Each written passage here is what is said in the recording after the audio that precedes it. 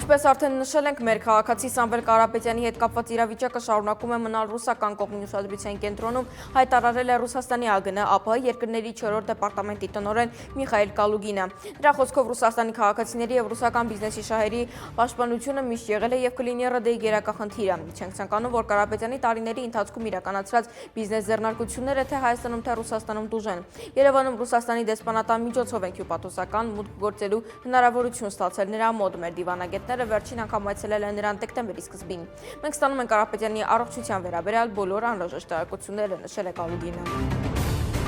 Շիրակի թեմի առաջնորդ Միքայել arczepiskopos Աչապահյանին Երևան կենտրոն ՔԿՀ-ից արդեն տեղափոխել են Իզմիլյան բժշկական կենտրոն, տեղեկությունը հայտնում է Աչապահյանի պաշտպանական խումբը։ Սրբազանն այս պահին անցնում է բժշկական անհրաժեշտ հետազոտությունները։ Ավելի վաղ հայտնել ենք, որ Միքայել Սրբազանին վիրահատություն է սպասվում։ Միքայել arczepiskopos Աչապահյանի պաշտպանները նոյեմբերի 13-ին վերաքննիչ բողոք էին ներկայացրել առաջին ատյանի դատարանի դատավոր Արմինե Մելիքսեթյանի, հոկտեմբերի 3-ի դատավճռի դեմ, որի արդյունքում նիստը դեկտեմբերի 15-ի հետաձգվեց։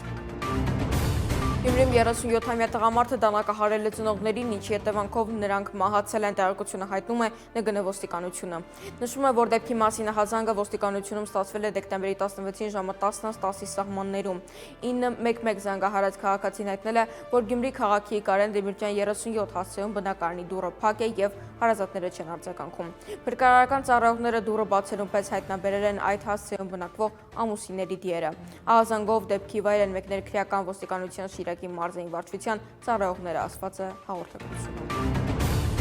Հայաստանի պաշտպանության նախարարությունը հերքում է Մեղրիի զորամասնությունությամբ հակառակորդի կողմից ներթափանցման փորձի մասին զինված ուժերի պայծազորի գնդապետ Նաիրիկ Գևորգյանի հայտարարությունը։ Զուպայծազորի գնդապետ Նաիրիկ Գևորգյանը, ինչպես նշել ենք, հայտարարել էր, թե դեկտեմբերի 7-ից 8-ը Մեղրիի զորամասնությունությամբ արձանագրվել է ներթափանցման փորձ, որը հետ է մղվել Հայաստանի զինված ուժերի կողմից, միաժամանակ Վերադասի կողմից տրվել է չկրակել հրամանը։ Հայտարարությունը ոչ միայն ապատեղեկատվություն է, այլև Հայաստանի նրա պետական ինստիտուտների եւ բանակի դեմ ուղղված տեղեկատվական գրոհի հերթական անհաջող ու ձախողված փորձը, նշել է բանախոսնակ Արամ Թորոսյանը։